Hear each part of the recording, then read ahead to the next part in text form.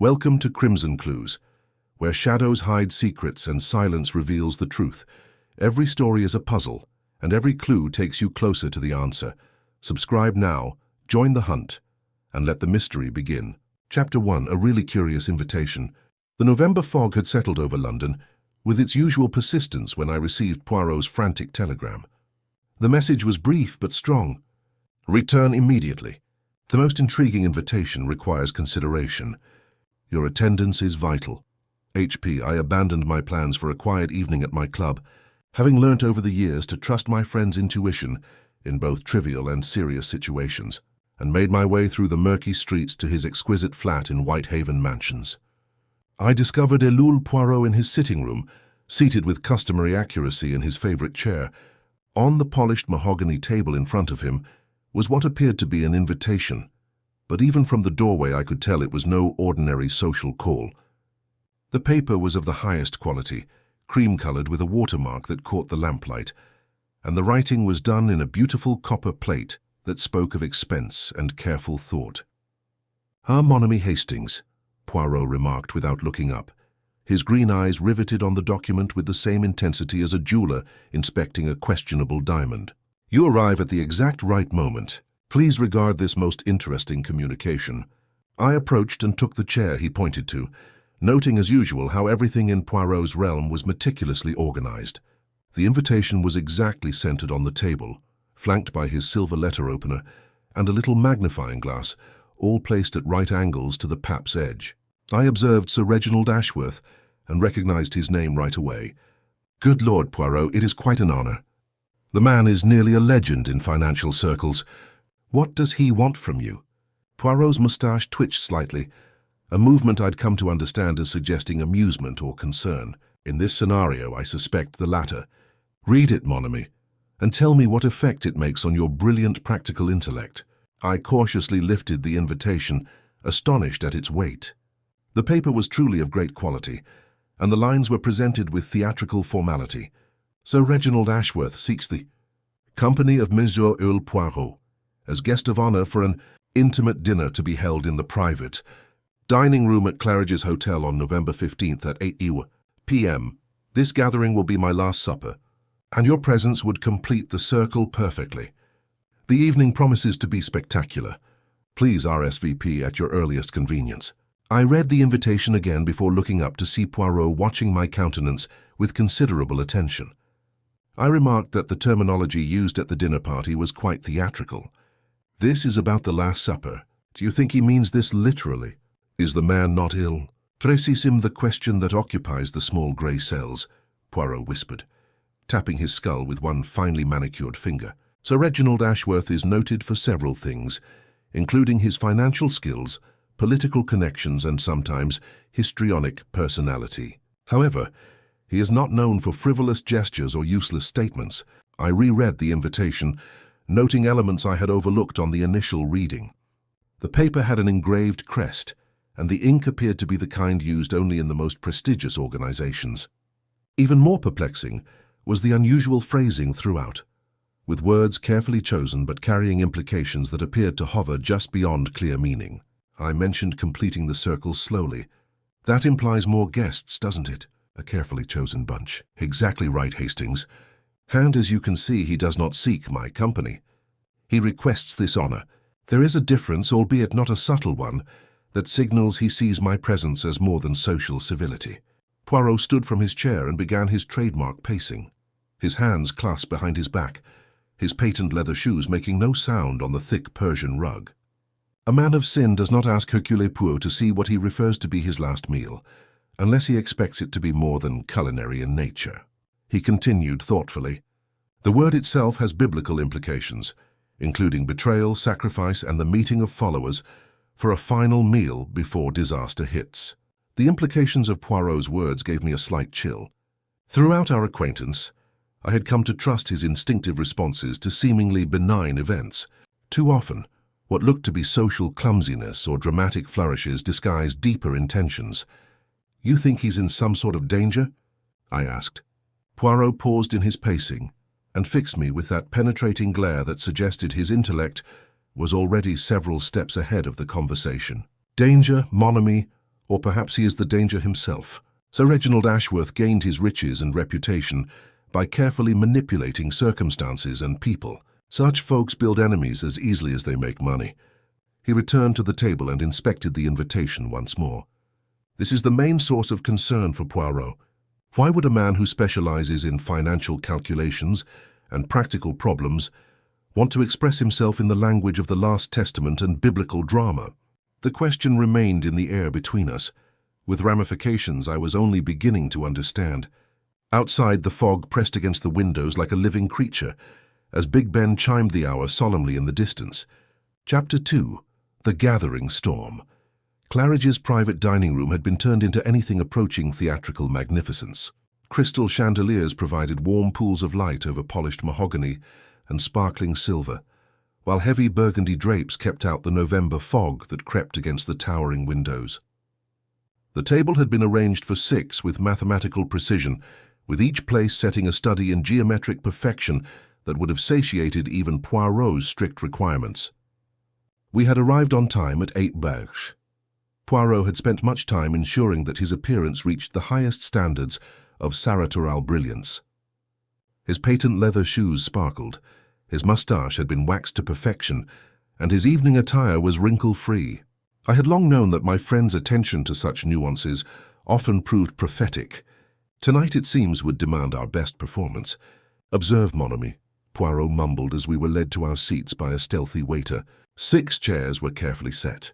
Our host has carefully prepared this evening, as if it were a dance, with each movement measured and every posture deliberate.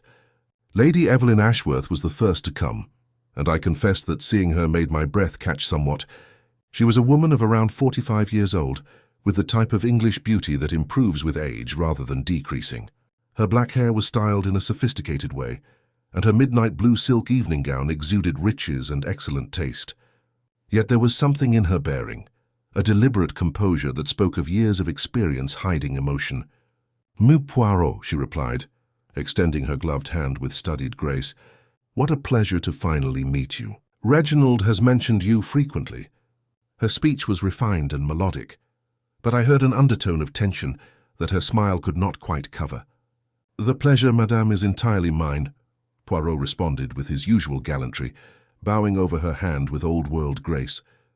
Henry Ashworth arrived next, and the familial resemblance was immediately obvious. He inherited his mother's dark colouring, but his father's strong frame. Nevertheless, where Sir Reginald projected authority, Henry seemed to emanate jittery energy. His movements were fast and restless, and his gaze darted about the room as if cataloguing escape routes. Despite the room's moderate warmth, he shook hands with a somewhat moist palm. "Mr. Poirot, isn't it?" he asked, his voice bearing the cheerful tone of a man determined to appear relaxed. "Father has told me all about your exceptional cases. Quite thrilling stuff, I'm sure." Mr. Julian Carew was the third visitor to arrive, and his presence changed the ambience of the room as quickly as storm clouds announce approaching thunder. He was a man from Sir Reginald's generation, tall and distinguished, with iron-grey hair and piercing blue eyes. Whereas prior introductions had been cordial, Carroll's acknowledgement of Poirot was coldly professional, and he completely ignored me. "Carew," Lady Evelyn said calmly. "Evelyn."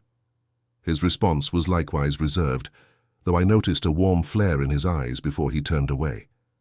Miss Violet Grey, Sir Reginald's secretary, was the 4th member of our party, a woman around 30 years old with intelligent brown eyes and the brisk efficiency of someone used to managing other people's affairs.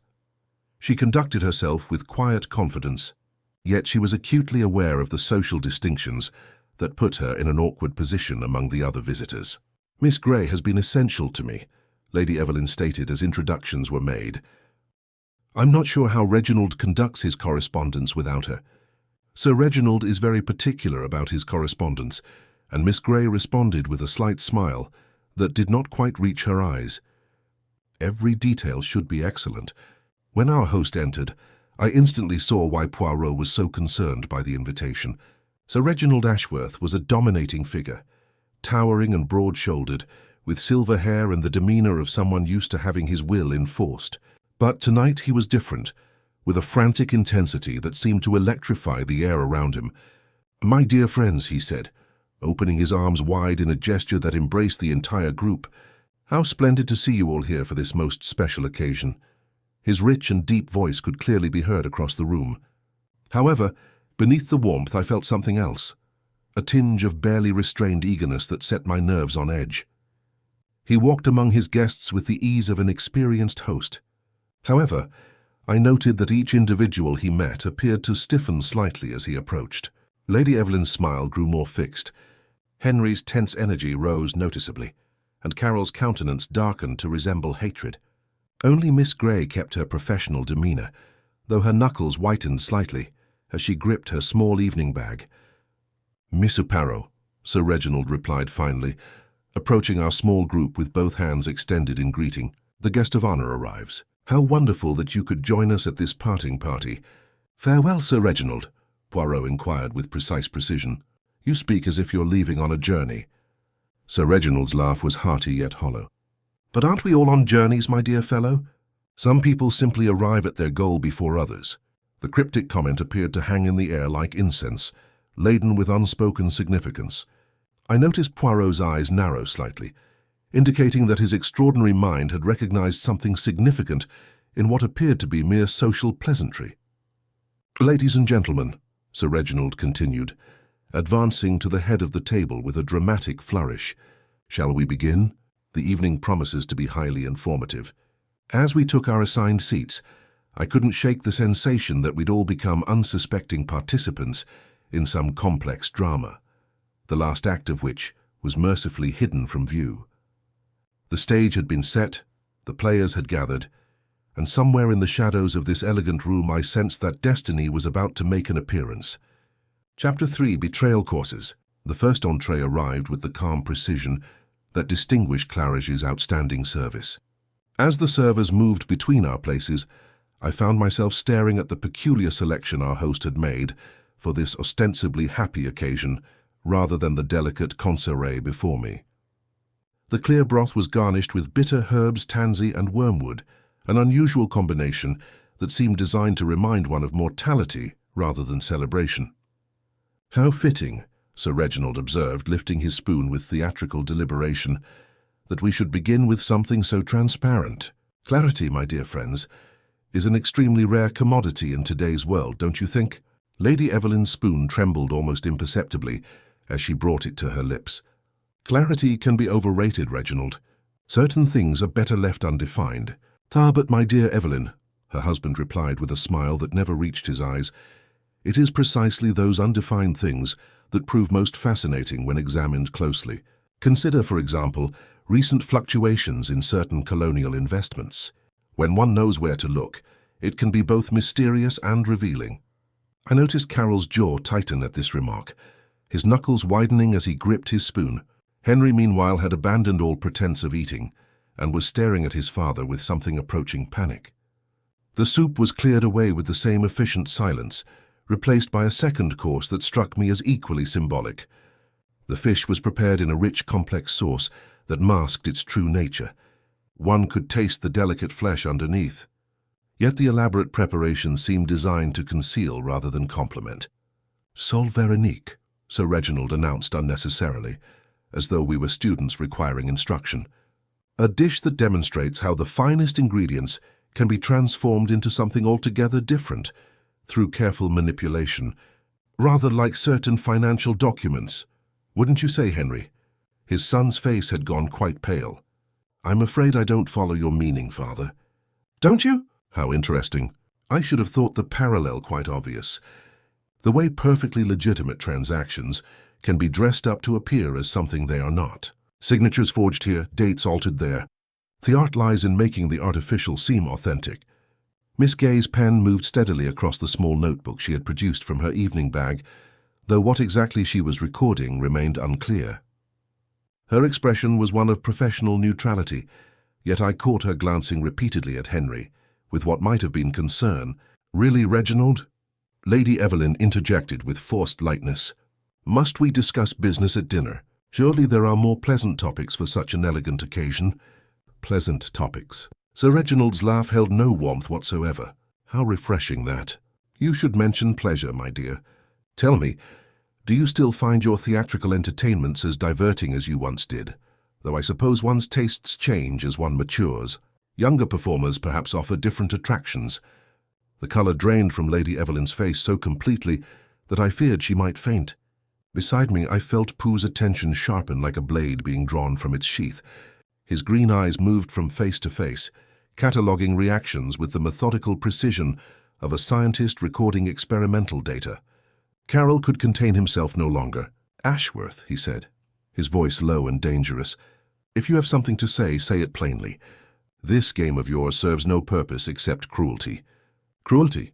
Sir Reginald appeared genuinely surprised. "My dear Julian, how you misjudge me. I speak only of truth, that most precious of commodities. Truth about business partnerships built on deception. Truth about marriage, vows honored more in breach than observance. Truth about loyalty, that can be purchased with the right inducement." The third course arrived as if summoned by the mounting tension. Lamb prepared in a dark wine-rich sauce that seemed to echo the increasingly bitter flavor of the conversation. I found myself barely tasting the food, so transfixed was I by the psychological drama unfolding before us. "You speak of truth," Miss Grey said quietly, her pen pausing for the first time since dinner had begun, as though it were always welcome. "But surely there are some truths better left unspoken." Sir Reginald turned to his secretary with what might have been approval. "How perceptive, my dear Violet. Indeed, the timing of truth is everything, is it not? The revelation that comes too early lacks impact, while that which arrives too late serves no purpose at all. The art lies in choosing the perfect moment, when all the players are assembled, all the evidence laid out, all the final preparations complete."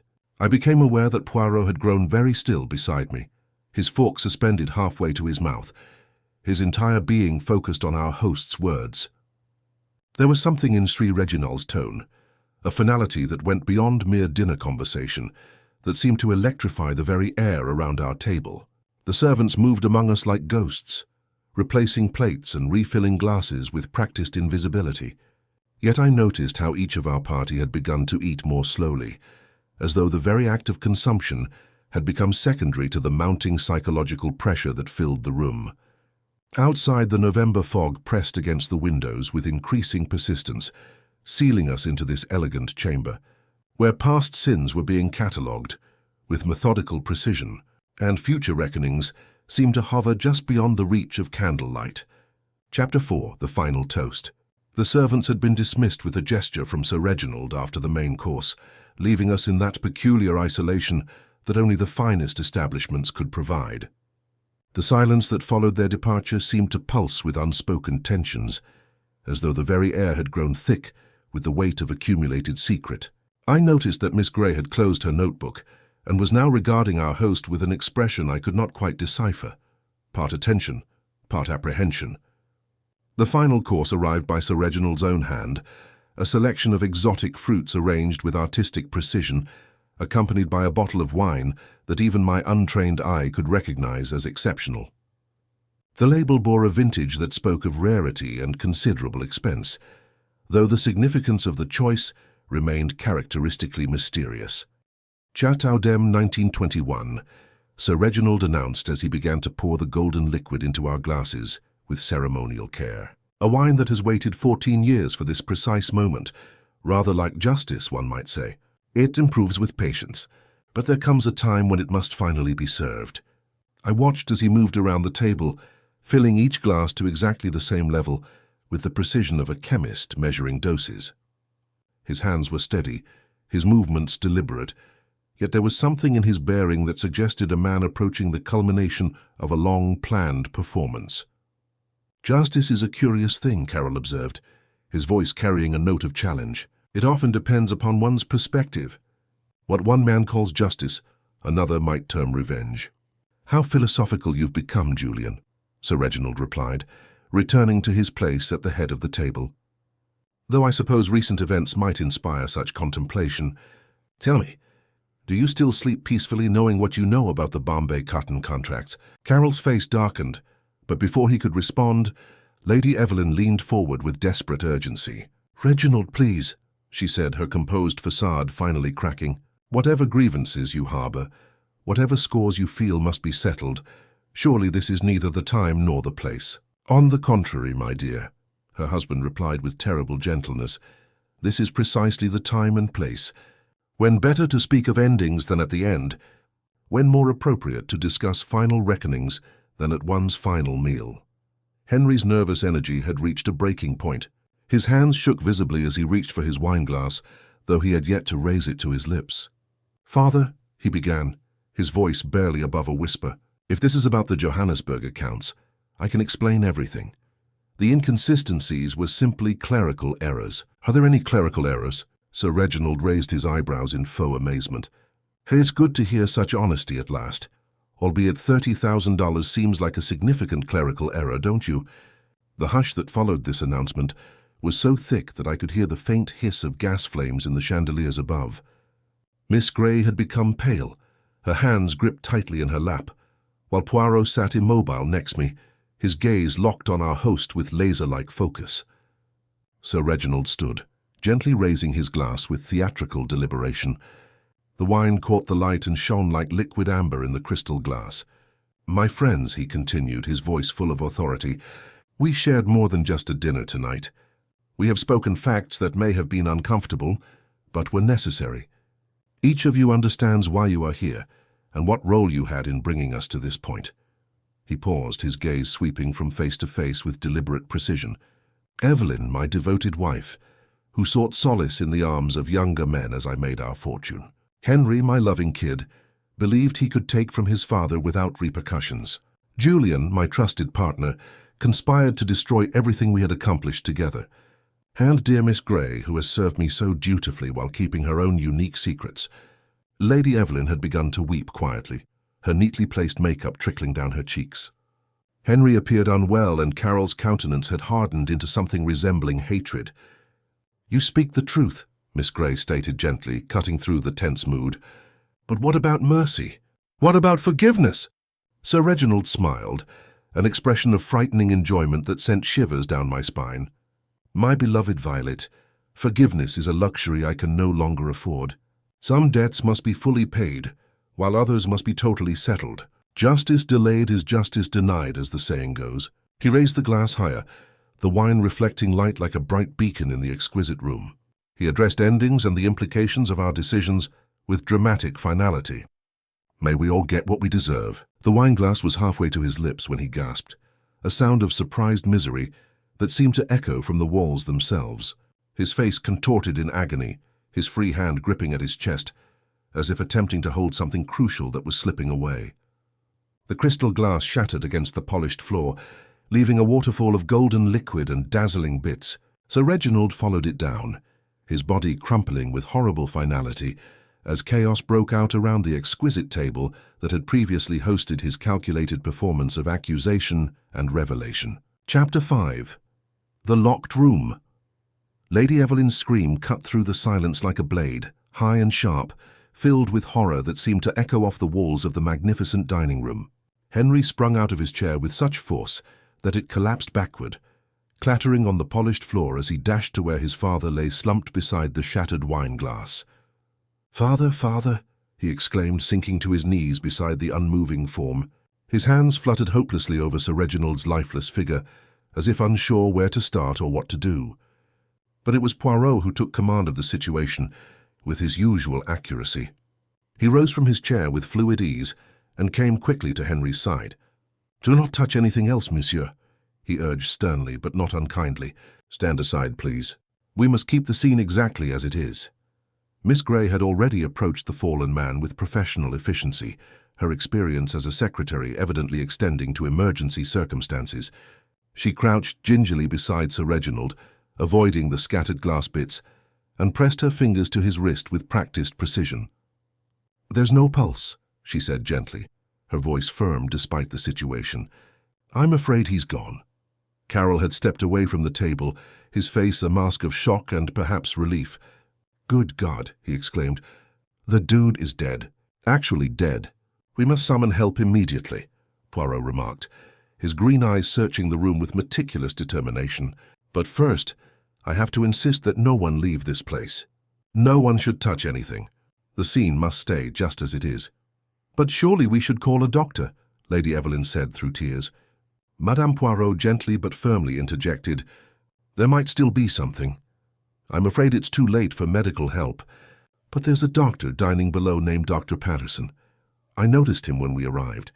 Miss Gray, could you please call the manager and request that Dr. Patterson attend us immediately? Tell him that there was an accident." Miss Gray strolled calmly toward the bell pull, and I couldn't help but wonder at the metamorphosis that had occurred in our gathering.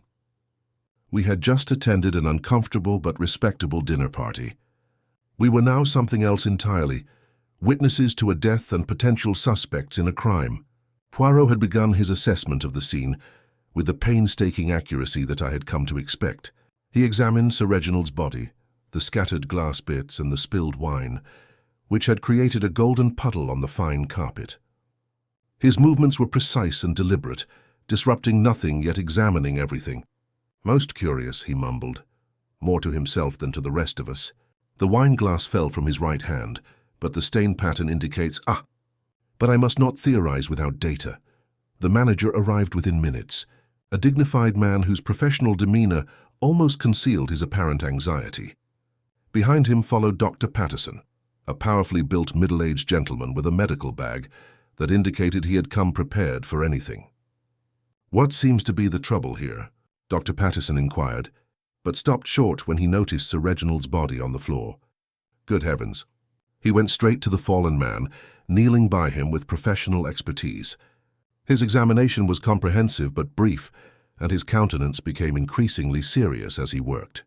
"I'm afraid there's nothing to be done," he said finally, settling back on his heels. "The gentleman is deceased. Has been for several minutes, I should judge. Can you determine the cause of death, Doctor?" Poe asked gently. Dr. Patterson frowned and carefully examined Sir Reginald's face. "It's tough to say with sure without a thorough inspection. The signs indicate a cardiac arrest, possibly caused by excessive stress or excitement. There are no evident signs of violence or external trauma." "What about poisons?" Henry inquired abruptly, his voice trembling slightly with the words. "Poison?" Dr. Patterson seemed astonished. "Well, it's plausible, but I don't see any direct proof of it. There is no foaming in the mouth, no distinct odor, and no visible discoloration. If poison is involved, it must be pretty sophisticated." The inspector arrived with admirable speed, accompanied by a constable and the police photographer.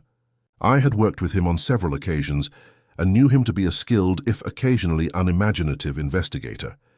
His aged visage expressed no surprise at discovering Poirot on the scene. Our friend's attendance at strange deaths had become somewhat of a running joke at Scotland Yard.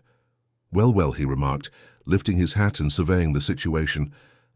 "Hercule and a mysterious death should have expected as much. What do we have here?"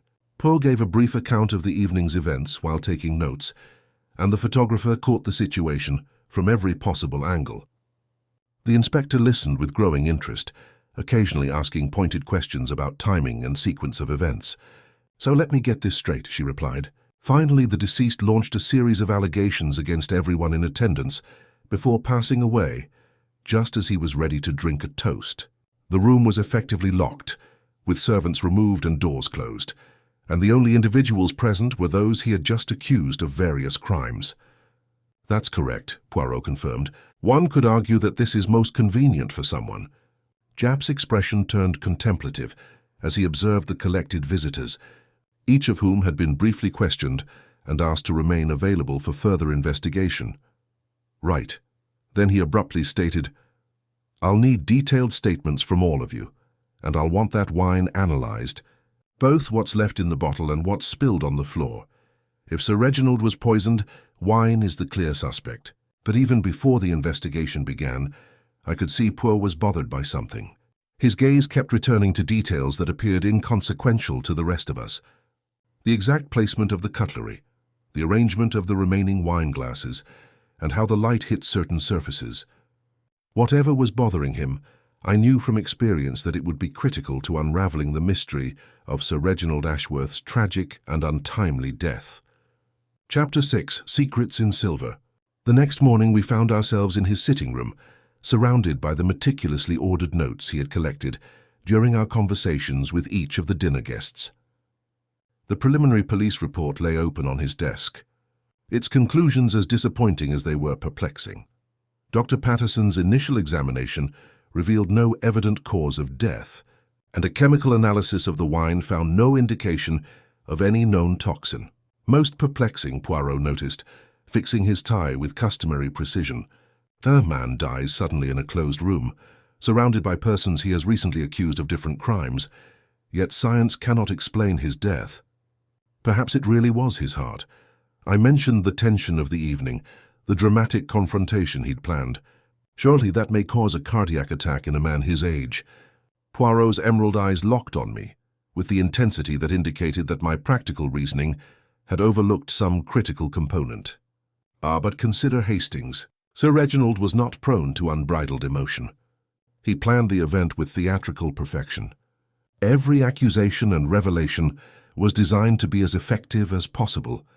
Such a man does not succumb to the pressures of his own performance. Our first call that morning was to Lady Evelyn at her Belgravia house. The magnificent home displayed her impeccable taste, yet numerous priceless things looked to be missing from their usual locations. There were lighter areas on the wallpaper where paintings had been hanging, and empty spaces on mantels where ornaments should have been. Lady Evelyn greeted us in her morning room, clothed in black silk to highlight her pall. Her serenity had returned, but I saw a brittleness in her demeanor that suggested carefully managed desperation. "I've told Inspector everything I know," she replied calmly, motioning for us to sit. "Reginald and I had challenges, it is true. Our marriage had not been joyful for several years." "The young actor, Madame," Poirot replied gently. "Your husband mentioned theatrical entertainments. Is there somebody in particular who has captured your heart?" Lady Evelyn's hands trembled slightly when she reached for her teacup. "David Marlowe, he's barely 25. Miss Opro, he was talented and motivated and I liked him. But Reginald uncovered the connection. He threatened to ruin David's career unless I cut all communication. Did you comply with his wishes?" "I had no choice." Reginald had complete control over everything. My allowance, social status, and even my letters. He had Miss Gray monitor my correspondence and phone calls. I was imprisoned in my own home. As we exited Lady Evelyn's home, I noticed Poirot taking careful notes on her financial situation and the obvious signs of economic pressure. Our next stop was Henriel Ashworth's humble flat in Bloomsbury, which stood out in stark contrast to his mother's magnificent mansion. Henry lived in gentle poverty, surrounded by relics of better days.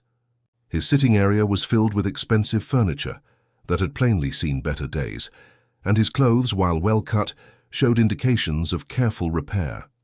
When pressed, he confirmed that I was responsible for the Johannesburg investments. I thought I could make up the losses before father noticed them. The market was extremely unpredictable, and I was confident that with a little more time, $30,000 would be a significant figure to lose due to market swings. Poirot made a moderate observation. Henry's face wrinkled. "It was not lost in the market." "Not exactly. I borrowed from the accounts to settle other debts. If you're curious, I have gambling debts. I figured I could win it back and replace it before anyone noticed." We spent the afternoon in the city, where Julian Carroll's offices took up an entire floor in a prestigious building near the Bank of England. The man himself was a study in controlled rage, his initial shock having hardened into something more menacing. "Ashworth was an idiot," he remarked plainly when we queried about the Bombay cotton contracts. "He thought he was more brilliant than everyone else. He believed he could control markets and governments with equal ease. The cotton idea was doomed from the beginning." I attempted to explain, but he didn't listen. Poirot pointed out that you remained to be his partner. I stayed to reduce the damage and preserve our other interests. But Reginald was determined to live out his colonial ambitions. When the strategy eventually failed, he blamed me for his own poor judgment. The most exciting visit of the day was to Miss Violet Gay's small flat in Meriglione. The secretary lived with Spartan efficiency, her chambers comprising only the most basic amenities. What instantly drew my attention was the remarkable collection of plant specimens that covered every accessible surface. Exotic plants in well-labeled pots bordered the windowsills and filled numerous glass cases. Botany and pharmacology books were prominently displayed on her shelves, and I noted several volumes devoted exclusively to the therapeutic and poisonous qualities of various species. Miss Gray told us that she studies plants as a pastime. I'm fascinated by their properties. and how something so beautiful can be both helpful and deadly depending on how it is handled. She proudly displayed her favorite specimens, including rare orchids from South America, succulents from Africa, and numerous plants whose names I didn't recognize, but whose menacing Latin classifications indicated they weren't meant for casual gardening. "This one," she remarked, referring to a particularly unique species with exquisite white blossoms, releases a chemical that can influence the heart in extremely little doses. It's fascinating how nature offers medicine and poison from the same source. As we walked back through the London streets to Poirot's flat, my mind was reeling from the complexities of the motives and opportunities we had discovered. Each of the dinner guests had compelling reasons to want Sir Reginald dead, but the manner of murder remained frustratingly elusive. Poirot noticed my contemplative quiet and questioned about the botanical collection. "I must accept that it appears to be a coincidence. A guy dies strangely, and one of the suspects is an expert in toxic plants." Poirot nodded slowly, his expression grim. "Indeed, Hastings. However, keep in mind that in situations like this, what appears clear is often exactly what we are supposed to notice. The truth, I believe, lies not in what captures our attention, but in what we have completely overlooked." Chapter 7. The Slightest Detail. 3 days after Sir Reginald died, Poirot proclaimed his intention to return to the crime scene. Inspector had reluctantly granted permission for what my friend tactfully described as a final assessment of the physical evidence, though I thought Poirot had something more dramatic in mind. As we returned to Claridge's, Mon Ami stated that we needed to see the chamber precisely as it had been that evening. The small grey cells, they require the precise stimulus of the original environment to perceive what they have thus far neglected. The manager had arranged for the private dining room to be returned to its original state from the night of the dinner party. The same crystal glassware shone on the polished table. The identical silver cutlery was set with geometric accuracy, and the wine bottle, now empty after being exposed to extensive analysis, remained in its original location. All of our suspects have been persuaded to attend the reenactment, albeit their motivations for doing so vary greatly. Lady Evelyn arrived with the resigned dignity of someone who has been through too much to resist additional injustices. Henry was more apprehensive than usual, his hands shaking as he took his designated seat. Carol's appearance exuded barely contained animosity, whilst Miss Grey maintained her professional demeanour despite the obvious strain of the previous days. "Ladies and gentlemen," Poirot began by situating himself where Sir Reginald had stood for his final toast, "we've gathered here to understand, not relive, that horrible evening. Somewhere in the series of events that led to Sir Reginald's death lay a fact so minor, so obviously inconsequential that we have all ignored its relevance." He strolled carefully around the table, his green eyes documenting every detail with painstaking accuracy. I watched him inspect the arrangement of each glass, piece of cutlery, and serving dish with the same zeal as a scholar researching ancient documents. He continued, "The wine has been thoroughly analyzed. There was no poison and the glasses were examined similarly. There is no residual of any dangerous material. The dinner, despite being consumed hours before death, contained nothing that could explain Sir Reginald's unexpected collapse." "But what are you suggesting?" Carol demanded impatiently. "That the man simply willed himself to death, that his dramatic gesture was so effective, it became reality." Poirot paused in his round of the table, his gaze drawn to a specific location near where Sir Reginald had sat. "Tell me, Miss Grey," he asked calmly. "You stated that you helped Sir Reginald with his medication earlier in the evening. Could you describe the situation?" Miss Grey's demeanour shifted very imperceptibly. "He complained about indigestion throughout the second course. I had brought over a little bottle of his customary medicine, a digestive powder that his doctor had recommended. I used a little spoon, which I always keep on hand, to measure out the appropriate dose." "Oh, sure, the small spoon. It was very nice of you to come prepared for such possibilities. And you have this spoon right now?" I believe so." Miss Grey opened her evening bag and took out a tiny silver spoon, scarcely larger than those used to serve salt or mustard. Poirot inspected the instrument with the reverence of an archaeologist inspecting a valuable treasure. As he turned it in the light, I observed his moustache twitch slightly, indicating that his extraordinary mind had discovered something of critical importance. Most intriguing, he whispered. This dainty piece is often overlooked among Claridge's bigger silver service.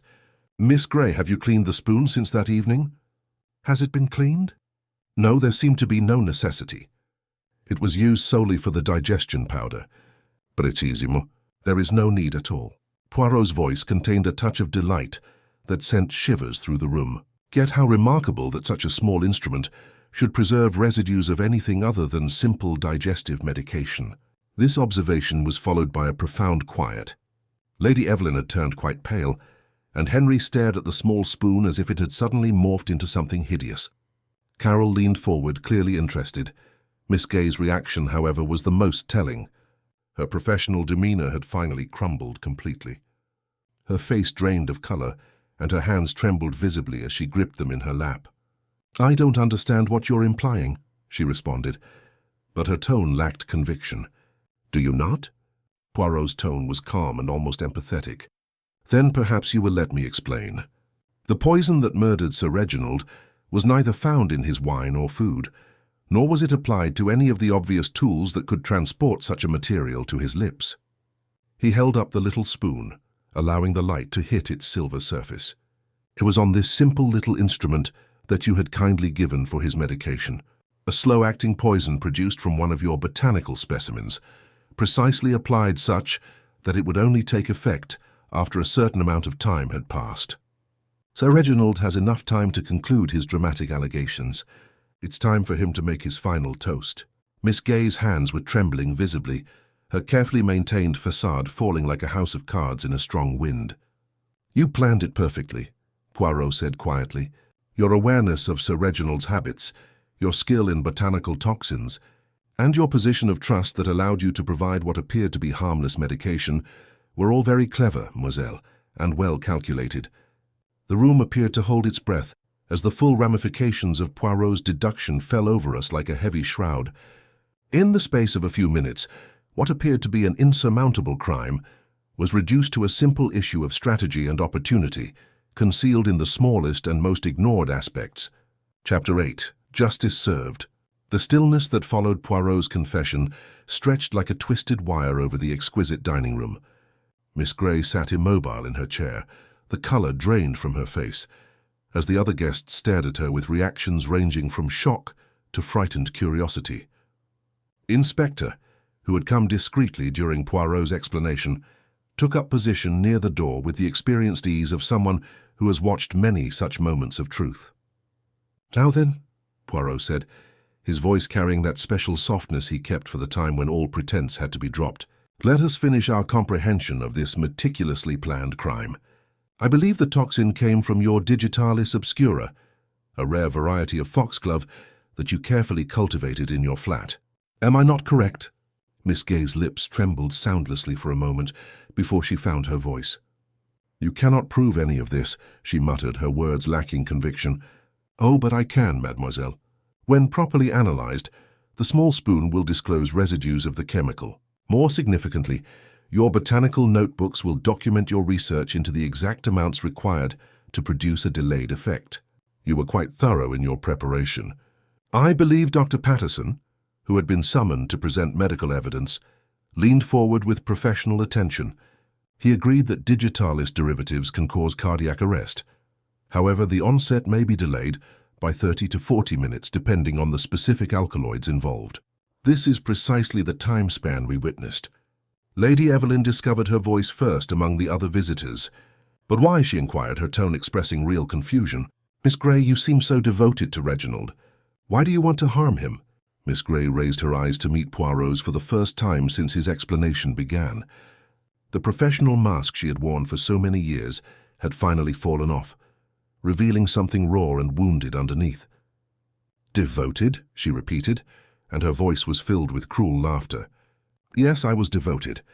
For 7 years I handled his letters, organized his affairs and guarded his secrets, all while knowing exactly what kind of man he was.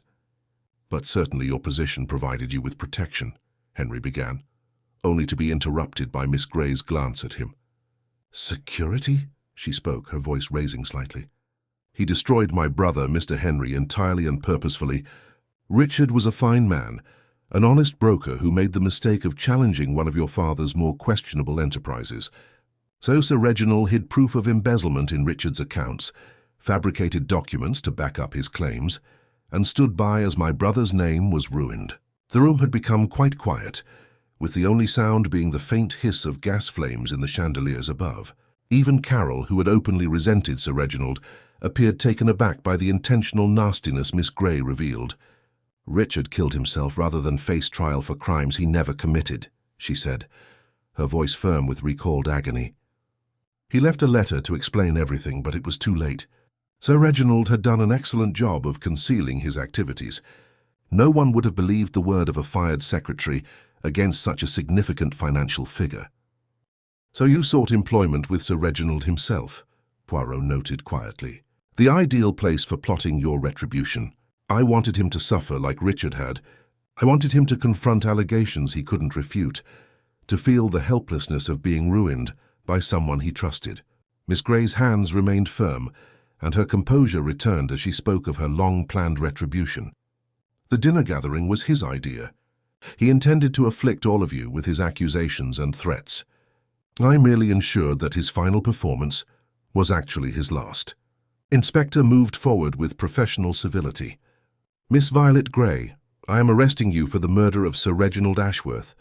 You are not required to say anything, but anything you say will be recorded and may be used as evidence."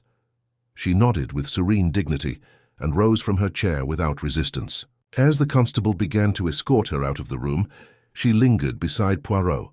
"You understand, don't you, Mazie Poirot?" But she inquired quietly. "Justice was delayed, but justice was denied," he admitted. "Sometimes one has to take issues into one's own hands." Poirot regarded her with compassion. "Mademoiselle, I appreciate your passion for justice, but the law exists to keep us from becoming the very thing we aim to punish. Your brother would not have wanted you to give up your own life for his memory." As Miss Grey was carried away, the other guests sat in stunned silence. The magnificent dining room, which had previously been the setting for so much meticulously planned drama, now appeared empty and cold. "Well," he said, closing his notebook with characteristic briskness. "That's that, then." "Neat bit of work," said Poirot, noticing the business with the spoon. "It could have taken us weeks to figure it out otherwise." Poirot fixed his tie with painstaking precision, his green eyes scanning the abandoned table with its unopened wine cups and lost silver. The theatrical staging of Sir Reginald's final dinner had indeed attained its dramatic ending, but not in the manner its orchestrator had intended. Later, as we strolled through the London fog toward Poirot's flat, I reflected on the peculiar justice of the evening's events. Sir Reginald had gathered his victims for a final reckoning, only to realize that he had been sharing a table with his own executioner throughout. Mon ami Poirot noticed a really instructive case as we approached his door. It reminds us that the smallest details can hold the most profound truths, and that justice, no matter how delayed, has a way of finding its own path. The fog swirled about us as we climbed the stairs, bringing with it the weight of secrets exposed, and scores finally settled in that exquisite room where the farewell meal had been served.